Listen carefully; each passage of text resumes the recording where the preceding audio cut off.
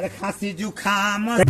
देखिए corona virus पे एक अपने माध्यम से लोगों को जागरूक कर रहे हैं। हाँ, खांसी जुखाम सर्दी होई रैया उनसे हटी के। हाँ, कोरोना वायरस से बची के कोरोना वायरस से बची के चीन में आइल बा बीमारी लोग सगरो खबर हिले।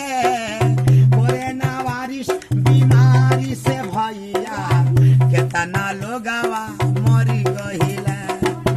देही हाथ के रखी ह सफाई साबुन से हाथ मली के। हाँ, कोरोना वायरस से बची के कोरोना वायरस से बची के 80 देश में फैलल बा बीमारी लोग सब घबराइल बा।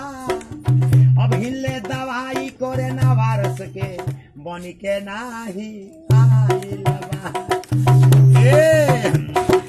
सर्दी जुखाम खांसी होई रैया उनसे हटी के।